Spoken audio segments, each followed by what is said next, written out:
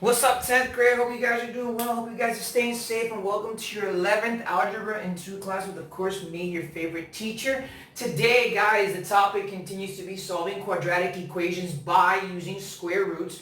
We are going to see examples 3 and 4. Example 3 is on page 267. Example 4 is on page 268. At the end of this video, as always, I am going to give you the assigned exercises for this lesson. So without further ado, let's go straight into it. So go to page 267 and follow me on example number 3. Here we go. It says 3x squared plus 45 plus 5 equals 41. Now this is very similar to a linear equation that you've seen a dozen times since basically Algebra 1. The only difference is that the x has an exponent of 2, or we can call this a polynomial equation of degree 2, which is exactly the same thing.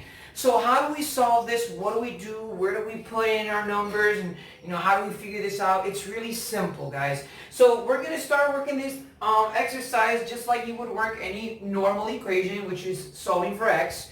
So if it says 3x squared plus 5 equals 41, you're going to start by subtracting 5. Okay? And this is going to cancel out, and 3x squared and 41 minus 5 is 36. And you have 3x squared equals 36. So what you're going to do now is you're going to divide by 3. And this is going to cancel out, and you have x squared equals 12. Now, I need to find the value of x, not the value of x squared. So of course, I have to find the square root of each term. The square root of x squared is x, and that's easy to solve. 12, on the other hand, does not have a perfect square root, which means that you have to simplify the function.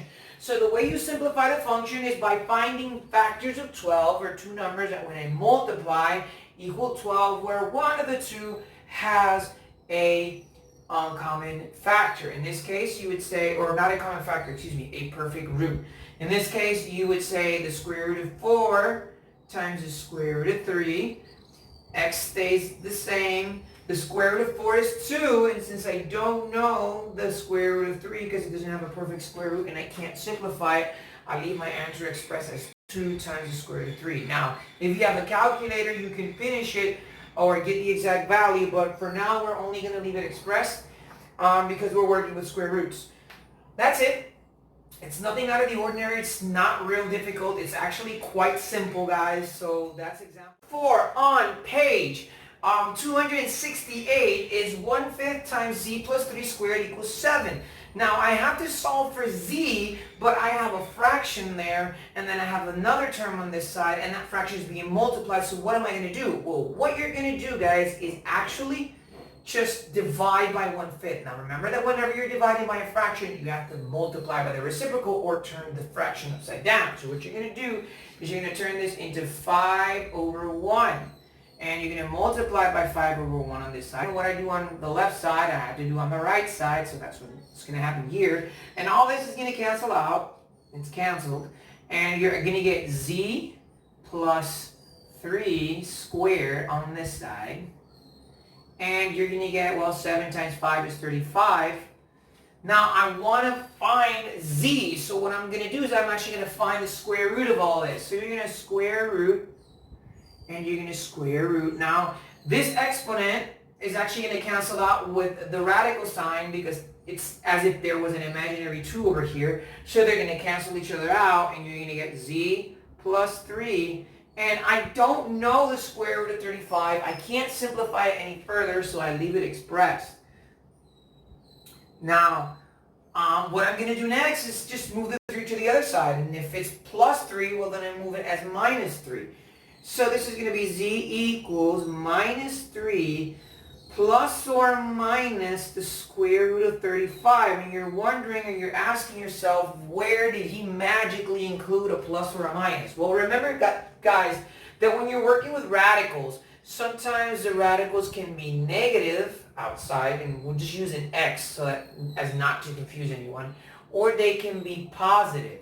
Since a radical sign can be positive or negative on the outside of the radical, I say plus or minus. So once again, recapping that example, it says 1/5 times z plus 3 squared equals 7. I divide by 1/5, which is multiplying by the reciprocal. I do that on this side, I do that on this side. What's going to happen is that everything here is going to cancel out, and that's just going to leave me with z plus 3 squared. Here I multiply 7 times 5, which is 35, and 35 divided by 1 is 35.